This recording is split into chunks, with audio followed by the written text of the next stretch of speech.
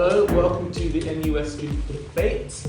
And we're just going to start off with Shahmaan.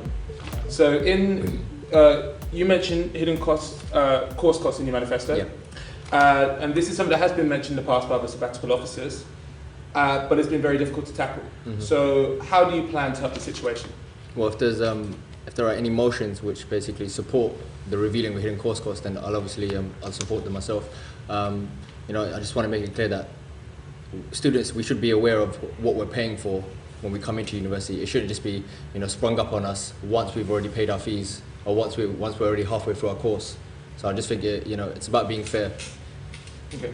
So it's just about NUS is just about voting for something or against something. So if there's any policy which supports actually revealing hidden course costs, then I'll obviously vote for that. So is this something that you found many people that you know have gone through, that these costs have been sprung up in them? Yeah, I mean, I've met a few students. It affects a lot of students, particularly in architecture and the built environment, and also media arts and design. It affects them the most, but to some extent it affects all students. So is this just, they'll get some random email saying that you owe this amount of money that they... No, it's for example, like you've already paid your course fees. Okay. And then after that, you might have to pay for your own materials. For example, if you want to build something, or you might have to purchase your own equipment. And I feel that's unfair. Yeah, definitely I agree. Anyone else have any kind of views on that situation as well? Hidden course costs? No? Yeah, it's important. Yeah, absolutely. I mean, I disagree. It seems a bit unfair for, like, say, an architecture student to have all these hidden costs, and not say, like, someone who does, like myself, who does science, and I spend like hundreds of pounds once every 2 weeks to do a little practical. Mm-hmm. That's a severe waste of money. I don't get charged for that, so it's quite unfair from course to course. It's worse for international students. Especially they come here from a different country, different background, completely new culture, and they come to just struggle financially, and a lot of them end up dropping out. So it's real. It's like, I actually do think it's a good idea. It's a good point. And they already pay higher fees. Exactly. Yeah, so that's true. Makes it worse. Okay, yeah.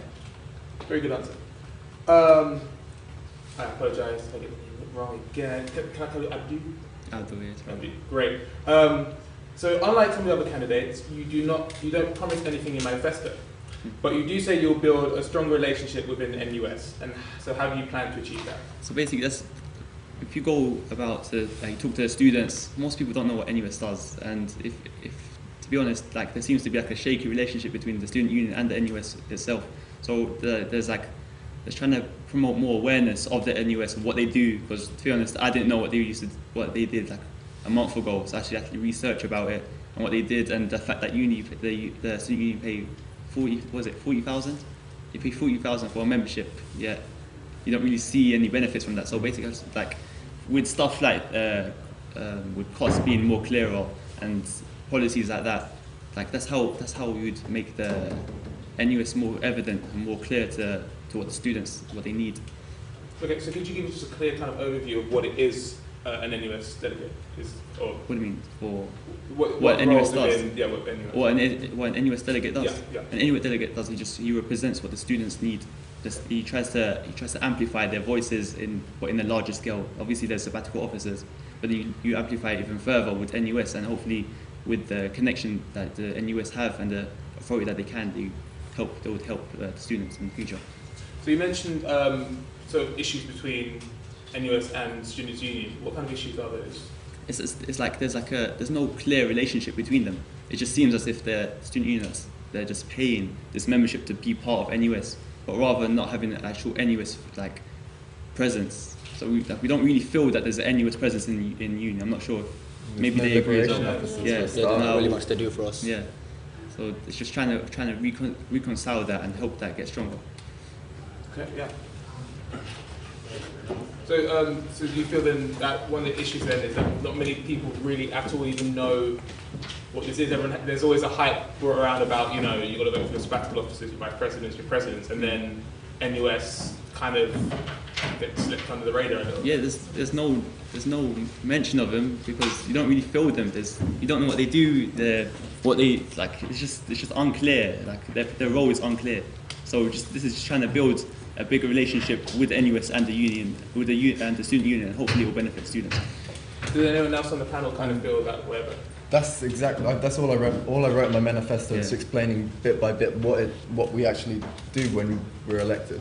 Because it's that's why so few people voted last year. It's because people don't actually know what's going on, what they're voting for. I mean, everyone I've literally asked so would you like to read my manifesto? And the answer is like, what's NUS? They don't even know what it stands for. So I think it's definitely something we need to take more into consideration. Okay, yeah. So, Apologies for being late. that's fine. You, Osama? Yes. Welcome. Don't worry you haven't missed much, just had two good discussions. So Daniel, you just talked about your manifesto. So in it you don't really mention about anything that you'd like to change in the university. Because there's nothing you can as an NUS delegate. All you can do is stick your hand up and vote. Yeah, That's all. Yeah. Okay, so the question then that I put to you is, does that put you at a disadvantage to other candidates who have done so? Well, because I know what it entails. Yeah, so that's the difficulty. As you've been an NUS delegate before, so obviously he has that advantage. So I mean, I wasn't aware of that before I signed up. So like, I didn't actually know that NUS delegates don't have the ability. Yeah, to because change. I mean, obviously we all want to make a difference and we want to do something positive for the university, you know, for all the students. But you know, all we have to do is just go there and vote. And yeah, it just it does seem like a bit of like a waste of time when you make up these policies. As an individual, you don't really have much of a say, but then when you're in a group, if together we go as a group, as one group from Westminster together with the same sort of mentality, we can kind of address those issues equally, like as part of the team. And then maybe that can bring some sort of a change as well. If it's teamed up with maybe other universities in London who have sort of the same concerns, then we can actually make a change then. But as an individual, you don't really have much of a say, as you said. And I think actually as not just us, a wider group, like the people watching this, the people actually here and people on the camera, if you see any of us, just come up and if you've got an issue, just mention it. To the people who get elected, I mean, whoever they may be. Okay. So what I would know then, where would you guys, where would you, is there a base for an NUS delegate, or are you guys just like a secret headquarters? Do I have to go up to a bookcase and put it and then have something? Is it just where we can find you? Is there going to be? We're all on campus. I mean, almost every day. So yeah, hiding behind corners, basically. And you can set up some sort of thing with the SU if you want to email something to us. Sure. I was thinking of maybe personally this is something I was interested in doing, is maybe asking several societies, any society that's quite active, if they'd like to have a word with the NUS delegates, have a say. I mean, because NUS it affects societies, and you've got societies like LGBT, and I think we have a disabled students society. These things can affect them. I'm sure they'd love to give their input. So I think that's one of the good ways. Are there frequent meetings between NUS delegates and students so they can hear these voices? How do you guys, if you were to be in a position, or if you were in it last year, how did you get to hear the voices of what people wanted? Well, so far we don't really know each other much, so if after the elections, after the results come out, we can maybe come together as a group and then sort of form like a group maybe on social networks as well, so that the students at Westminster can find out exactly who we are, where they can find us, if they have any concerns, they can come to us. Those are kind of ideas, yeah. You can move on from then. All right. So, Lydia, you say in your manifesto that you would like to use education to promote tolerance on campus. How do you propose to use position as an NUS delegate to do that?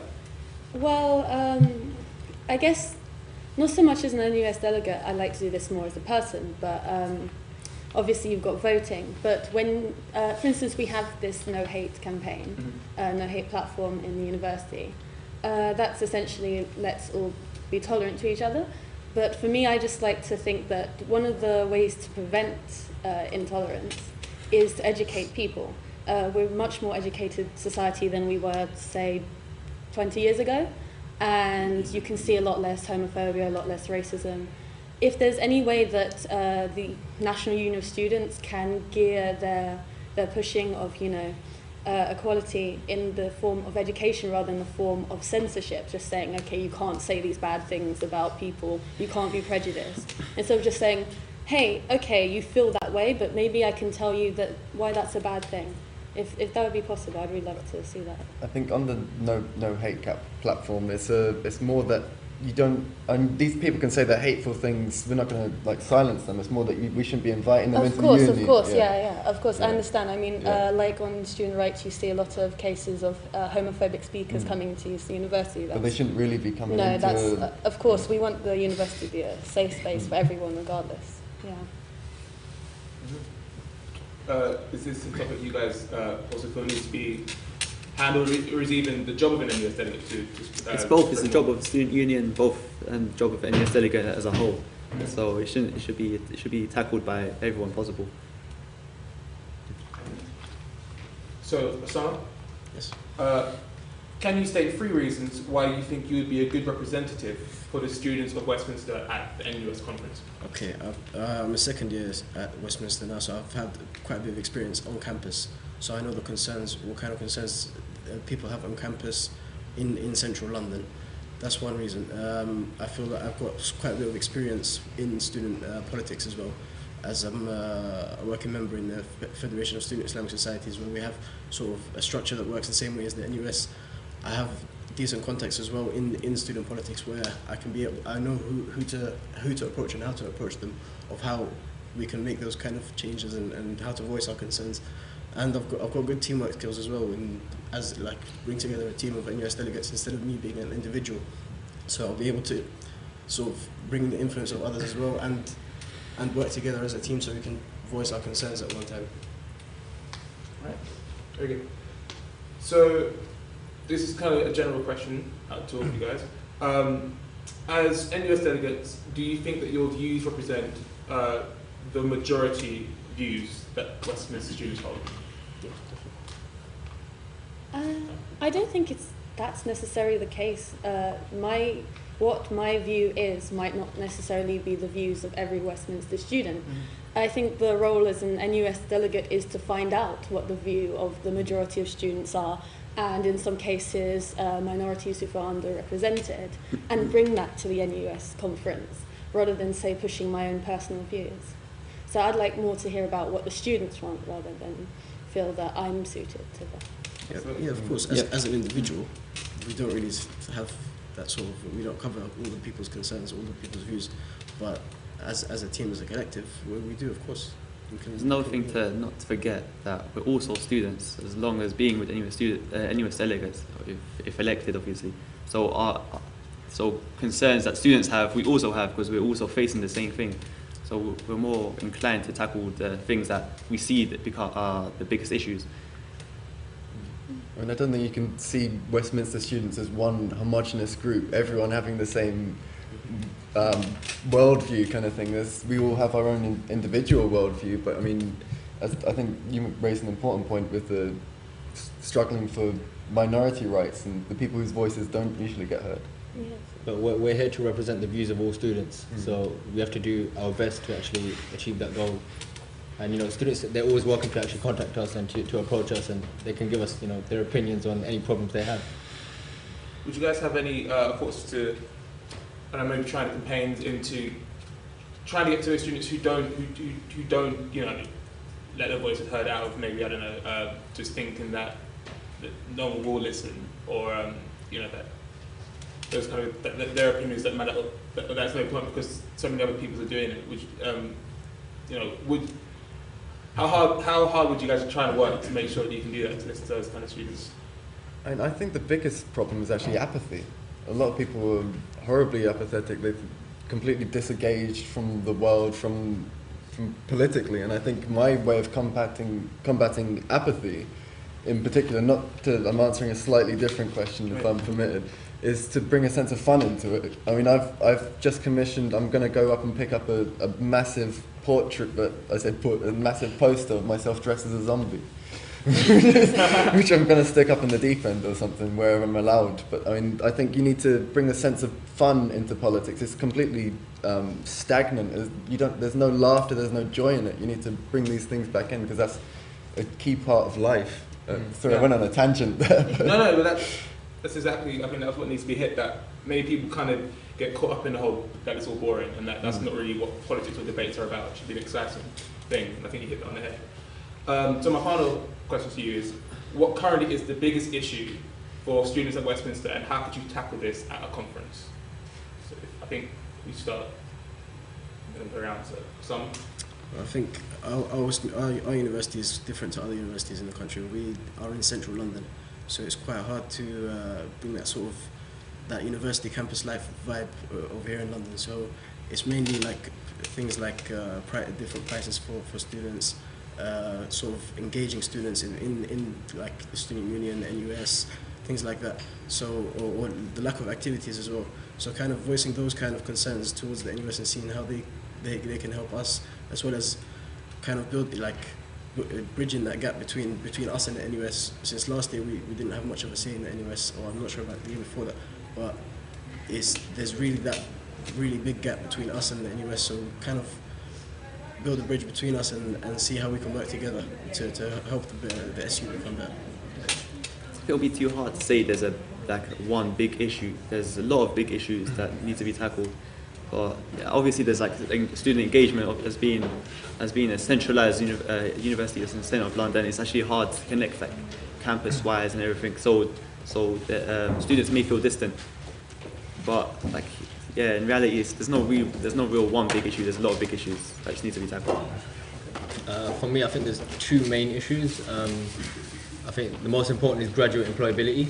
I think we need to actually ensure that students have the skills as well as the experience necessary to go out after they graduate and to obtain actual jobs. So for me, like it's in my manifesto, like to kind of increase graduate employability and to actually, for us as a team, to use NUS and to get them to help us to become more employable as students. And the other aspect would probably be in terms of activities, like in terms of like the social life of students. I think societies are very powerful, especially at this university, and you know they can provide so much for us. And I think it's mostly just an advertising issue that we just need to get the message across that there are events here, for all students.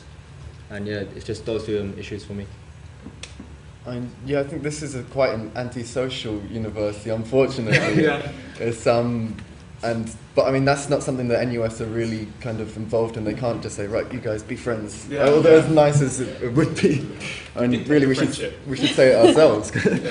But I think really it's the National Union of Students. We need to think of national issues for students. And what came out recently is that the new system of tuition fees, paying these £9,000 fees, is actually more expensive than the old system because so few people will be able to pay it back. So I think that's one of the big things that the NUS have to look at, because they're actually committed to free education back from 2 years ago.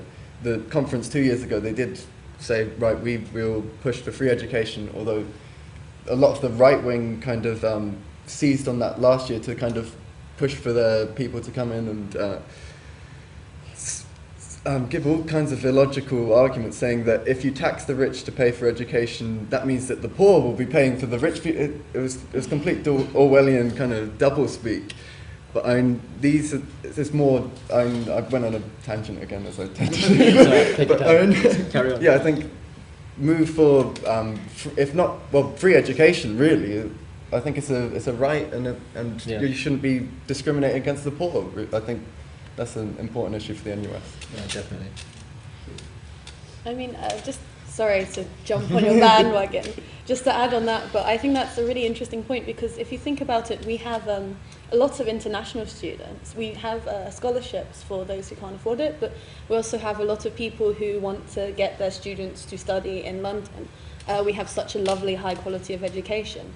And one way we can attract international students who will pay a lot of money to study here is to have really bright people. And if we are telling like 50%, well not 50%, but if we are telling the poorer students, you have to pay this amount of money, they probably won't want to go for it. And we might be losing some of the brightest minds and lowering our standards. that wasn't my point I was going to make. Now I'll go into my point.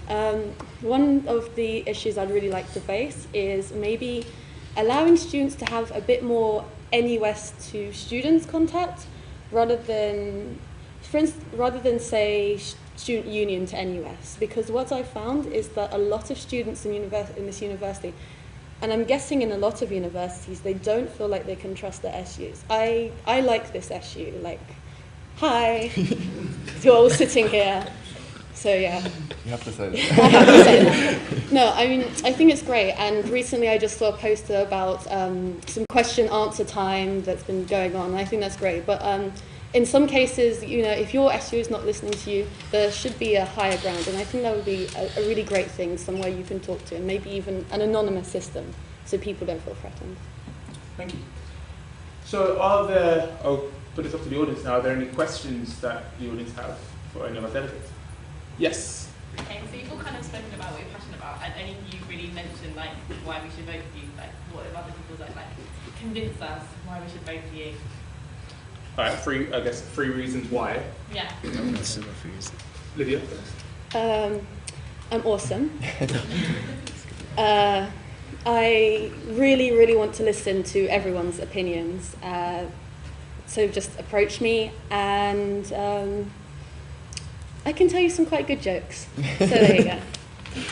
Yeah. Well, I've been before, so on one hand it's kind of like, he's getting greedy, don't let him go again. But at the same time, I know kind of the deal, I know what's going on, so I can kind of help anyone else who doesn't so much. Two, we've already kind of gone over how there's not actually a lot that the NUS delegate can actually do. It's just sitting there, put your hand up when they tell you to, kind of thing. So really, it's I mean, I understand it. That's a reason to vote for me. I understand the system. I understand its major failings, and yeah, that's only two reasons, Yeah. and it's not Want good. to add a quick little? Well, yeah, I'm happy to listen to whatever you got to say, kind of thing. So, Yeah, I've been involved in university activities since I've been here. So I'm a course rep, I'm a student ambassador, I'm a member of SSA Regent and LTS. So I've been involved in quite a few activities within the university. So I'm good at voicing the opinions of students. I'm easily approachable. Yeah, and that's about it really. I mean, you can tell me anything you want. So yeah, and yeah, that's it. First thing is obviously I am a student, so of course this affects me as well, so I'm passionate about it and I want to affect it in a good way. I do have student interaction experience, so I can easily talk with students and I can hear their concerns. Another thing is I won't go on holiday, so I'll be here, so I'll go to the thing. Go to him because he's got nowhere else to go. Yeah. Great. Is there someone else? Yeah, I did. Yeah. So originally 2 people only ran for this role and the nominations were reopened. So I wondered, it was Lydia who you applied the first time, and who else? Okay, fantastic. I wondered if you guys, I know all of you aren't here, wondered if you could tell me like why you are going for it this time. I know Daniel, you've been before, and I know you've got a lot of experience, but why did you apply for it the first time? I was actually on my way to, but then I got to 1 minute past, and I was still I left my manifesto to the last minute, so I was typing away, and then it got to 1 minute past, and I thought, I can't go in for it. So, I mean, that's my reason. Yeah. For me, basically, I didn't actually know about it the first time around, and then I heard it was reopened, and then a friend of mine told me about it, and he just said, "Look, this is something that would be good for you. Like, this is something that you could do." And I was like, "Yeah, I'll go for it." And that was it, basically. Just started from that. Same thing. I did not hear about NUS. I just did not hear about it in the uni, and then when I was told about it, and I thought, why not? I thought I can affect it. I could put positive impact, so I thought, why not? I wondered if you could, because you've been before, I wondered if you could tell me a bit more about what are the sort of things you should vote on. Because you put your hand up. What are you putting your hand I up actually for? put this into. I've listed the categories in my manifesto, so I try and remember them off the top of my head. It's I've got it. Oh, okay. Yeah. Thanks. Environment, I think, is one. I think it's wider environment. It's society. Society. Yes. So policies made on welfare, union development, society and citizenship, further and higher education.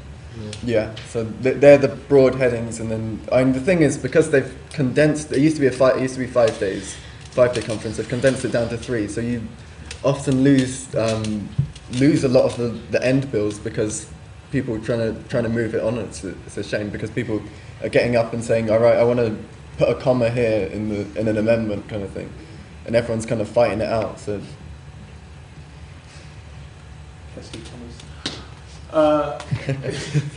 Is there anyone else? Any more questions?